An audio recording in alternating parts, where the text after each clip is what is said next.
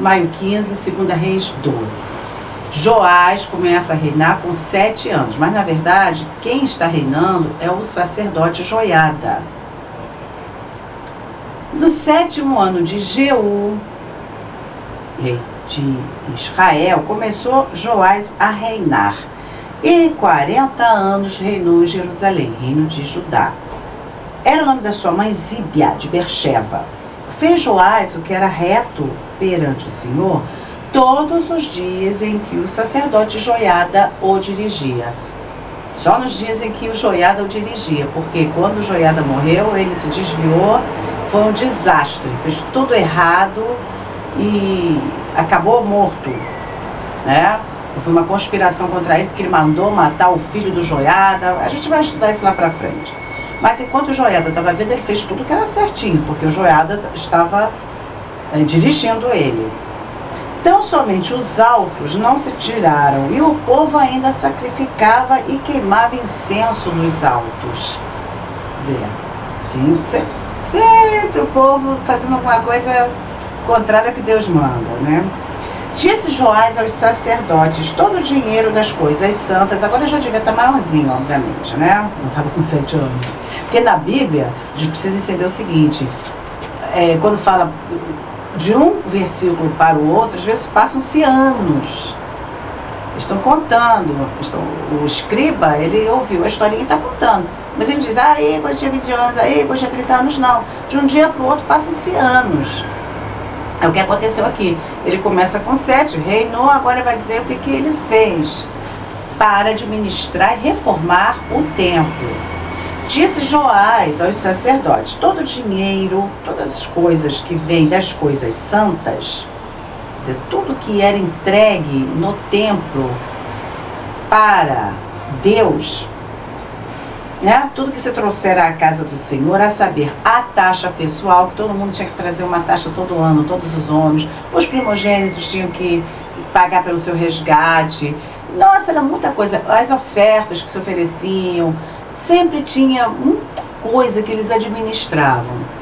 Então Joás falou, tudo que se trouxer é a taxa pessoal, o resgate das pessoas, segundo a sua avaliação, e todo o dinheiro que cada um trouxer voluntariamente, eram as ofertas alçadas, que as pessoas chegavam e ofereciam para a casa do Senhor, recebam-no os sacerdotes, cada um de seus conhecidos. Conhecidos eram os que administravam, ajudavam os sacerdotes a administrar. Os assessores, né, que calculavam tudo. Recebam os sacerdotes e cada um dos seus conhecidos. E eles reparem os estragos da casa onde quer que se encontrem. Vocês vão reparar, consertar tudo que está acontecendo. Sabe como é que é casa, né?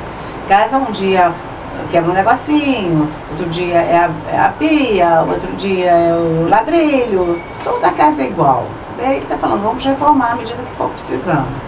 Sucedeu, porém, que no ano 23 do rei Joás, os sacerdotes ainda não tinham reparado os estragos da casa. Levaram muito tempo e não fizeram absolutamente nada. Deviam estar desviando dinheiro. Então o rei Joás chamou o sacerdote Joiada e mais os sacerdotes e lhes disse, por que não reparais os estragos da casa?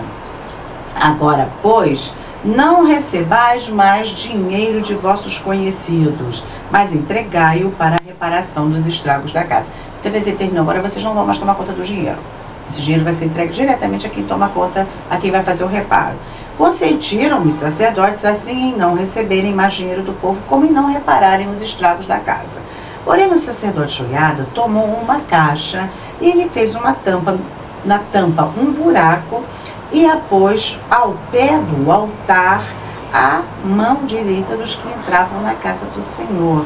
Os sacerdotes que guardavam a entrada da porta depositavam ali todo o dinheiro que se trazia à casa do Senhor. Então fizeram uma caixa, né, uma caixa comum, onde se botava dinheiro, metal, ouro, para tudo que se entregava.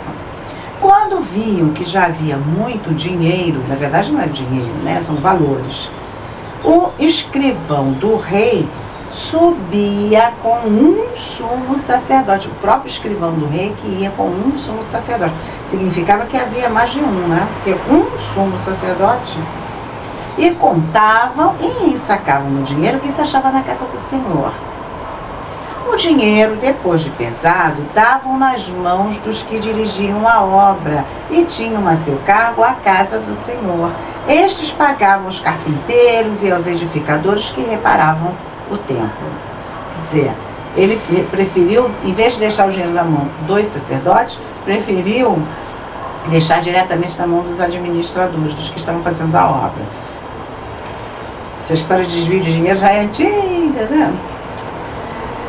Como também aos pedreiros, aos capuqueiros, e compravam madeiras e pedras lavradas para repararem os estragos do templo, e custeavam todo o necessário para a conservação da casa do Senhor.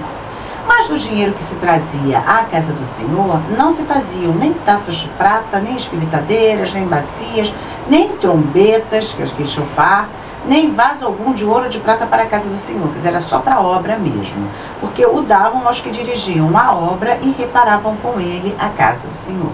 Também não pediam contas aos homens em cujas mãos entregavam aquele dinheiro para os dar aos que faziam a obra, porque procediam com fidelidade, estes eram honestos.